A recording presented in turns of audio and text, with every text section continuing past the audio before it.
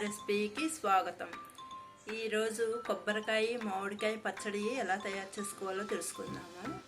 కొబ్బరి ముక్కల్ని ఇలాగా కట్ చేసి పెట్టుకున్నాను. మామిడికాయ ముక్కల్ని, 2 పచ్చిమిరపకాయలు, తాలింపుకి మినపప్పు, ఆవాలు, మిరపకాయలు. ముందుగా ఏం చేయాలంటే పోపును వేయించుకోవాలి.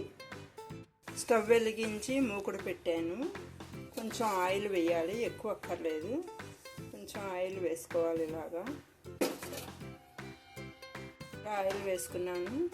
ఇప్పుడు తాలింపుకి మినపప్పు, ఆవాలు, 2 ఎండుమిరపకాయలు వేస్తున్నాను. ఇలాగా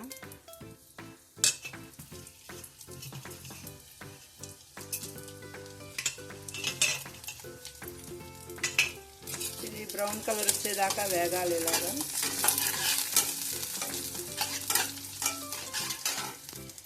బ్రౌన్ కలర్ వచ్చింది. కొంచెం ఇంగువ కూడా వేసుకోవాలి. ఇంగువ వేసుకుంటే చాలా టేస్ట్గా ఉంటుంది. ఇంగువ వేసుకోవాలి. కొంచెం వేసుకుని స్టవ్ ఆఫ్ చేసేసుకోవాలి. తాలింపు ఇలా వేగింది. ఇది ఒక బేసన్లోకి తీసుకున్నాను. ఇప్పుడు ఈ కట్ చేసిన కొబ్బరికాయ ముక్కలు, మామిడికాయ ముక్కలు, పచ్చిమిరపకాయ మిక్సీ జార్లో వేసుకోవాలి.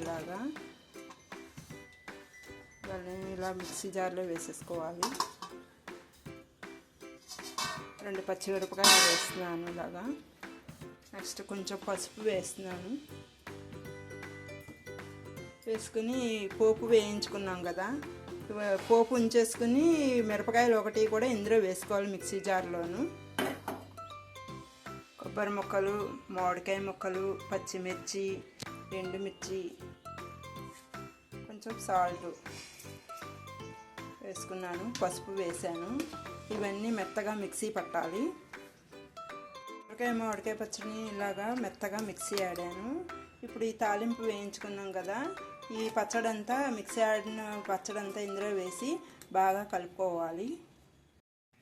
కొబ్బరికాయ మామిడికాయ పచ్చడి ఈ విధంగా రెడీ అయిపోయింది. ఇది అన్నంలోకి, దోశలకి, ఇడ్లీకి అన్నిటికీ చాలా బాగుంటుంది. ఒకసారి ట్రై చేసి చూడండి.